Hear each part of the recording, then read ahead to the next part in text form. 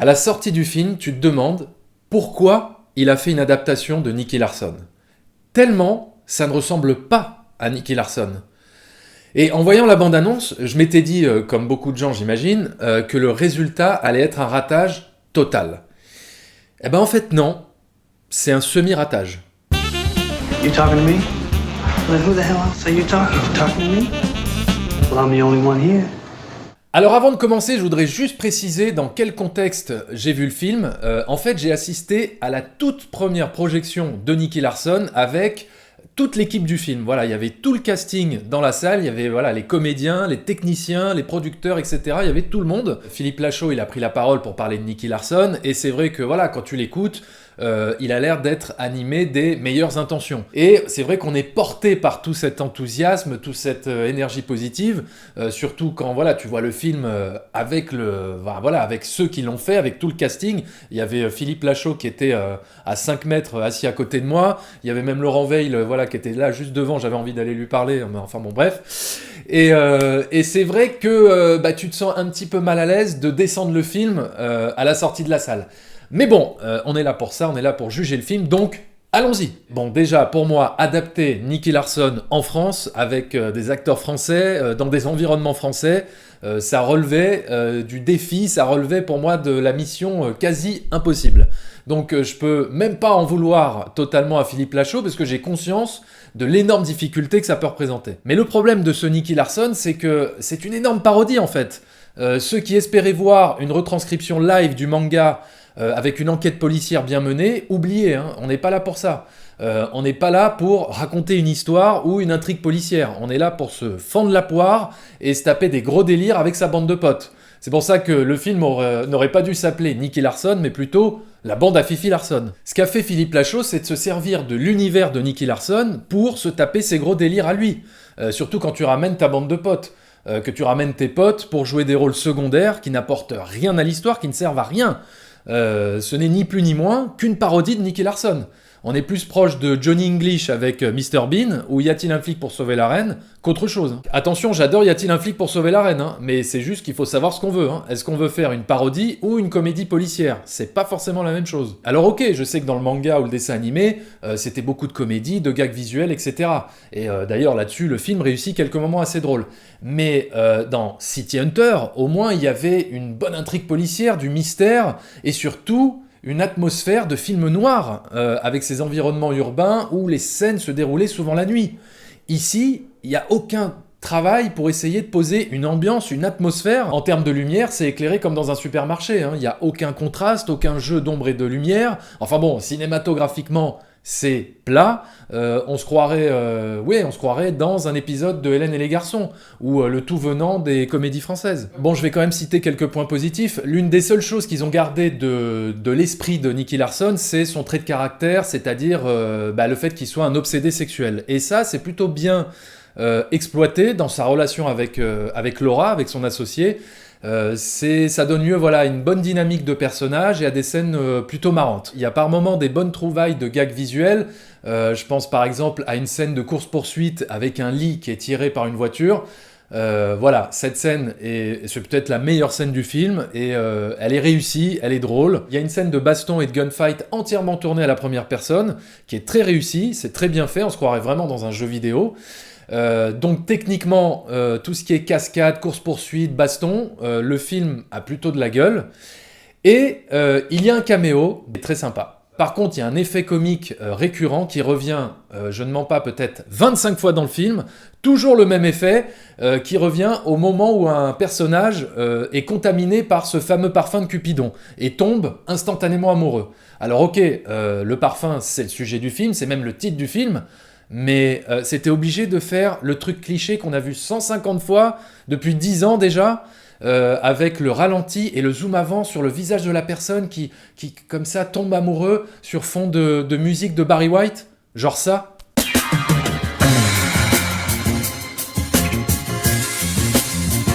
Philippe, change un peu, quoi, varie les plaisirs, je sais pas, innove. Et justement, Philippe Lachaud, qu'est-ce que ça vaut en Nicky Larson ? Eh bien, il a un vrai capital sympathie, ça on peut pas lui enlever, Mais quand il prend la pause avec son air sérieux dans les moments pseudo-dramatiques, moi personnellement j'y crois pas une seconde et demie. Il est aussi charismatique et imposant que le lieutenant Frank Drebin dans Y a-t-il un flic pour sauver la reine? Après, c'était peut-être l'effet recherché, je sais pas. Mais je vais vous dire, la personne qui tire le plus son épingle du jeu, c'est la comédienne Élodie Fontan, qui joue le rôle de Laura, l'associée de Nicky Larson. C'est elle qui colle le plus au personnage du manga. On reconnaît presque les cris du personnage du dessin animé. Elle arrive très bien à retranscrire tout le côté hystérique de son personnage. Et pour le coup, oui, la transposition live est en partie réussie grâce à elle, grâce à sa performance. En tout cas, elle se donne à fond, elle est à la fois drôle et touchante, on sent vraiment qu'elle est investie dans son rôle. Et je ne dis pas ça parce qu'à un moment donné, nos mains se sont frôlées dans la salle de cinéma.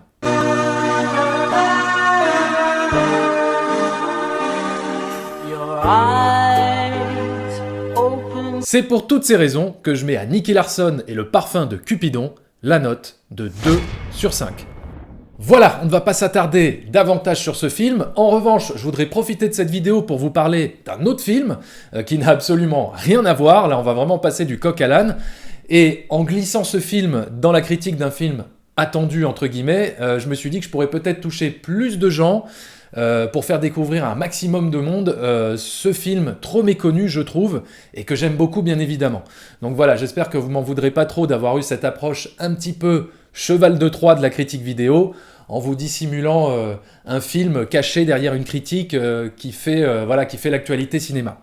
Bon, en tout cas, c'est pas si malhonnête puisque je vous ai quand même donné mon avis sur Nicky Larson. Bref, le film qui m'intéresse n'est pas souvent évoqué quand on aborde la filmographie de ce réalisateur. C'est pour ça qu'aujourd'hui, j'ai envie de vous parler de Talk Radio d'Oliver Stone. Talk Radio, c'est un film réalisé en 1988, juste après Wall Street, et qui est tiré d'une pièce de théâtre qui elle-même s'inspire d'une histoire vraie, celle de Alan Berg, qui était un avocat, animateur de radio, qui n'hésitait pas tous les soirs à l'antenne à provoquer ses auditeurs avec ses prises de position politiques sujets à controverse. Et pourquoi j'adore ce film? Parce que Oliver Stone retranscrit de manière passionnante les coulisses d'une émission de radio en injectant dans son film des conflits permanents et captivants entre les personnages et en questionnant les principes de la liberté d'expression. Jusqu'où peut-on aller dans la provocation, surtout quand ton animateur radio reçoit tous les soirs, dans le courrier de ses auditeurs, des menaces de mort. C'est un film qui dresse le portrait d'un homme complexe parce que, tiraillé par des sentiments contradictoires, il est partagé par son envie de toujours plus d'audimat, et en même temps, tu vois que son métier le bouffe complètement et détruit sa santé mentale. Parce que parler à des cinglés tous les jours, il y a un moment donné, tu pètes un plomb. Et c'est donc tout cet aspect sombre de l'univers de la radio qui nous est montré ici. Un autre point que j'ai adoré dans le film, c'est la mise en scène d'Oliver Stone qui filme les studios de radio comme il filmerait des scènes d'épouvante ou des scènes de thriller. C'est presque une approche hitchcockienne, à savoir prendre le genre d'une scène et la filmer comme un autre genre.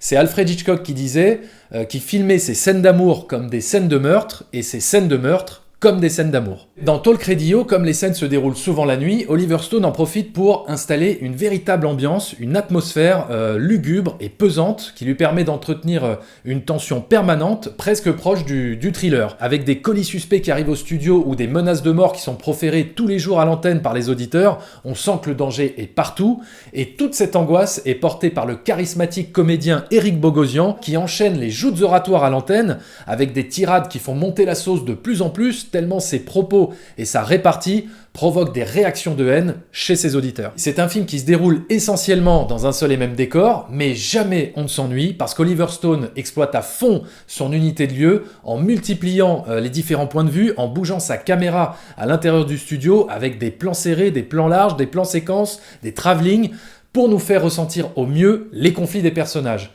En gros, un huis clos avec une mise en scène inventive qui rappelle celle d'Alfred Hitchcock sur le film La Corde. Après, d'un point de vue esthétique, le film est très estampillé années 80, mais justement, moi, c'est ce que j'adore me replonger dans ce style très marqué des années 80.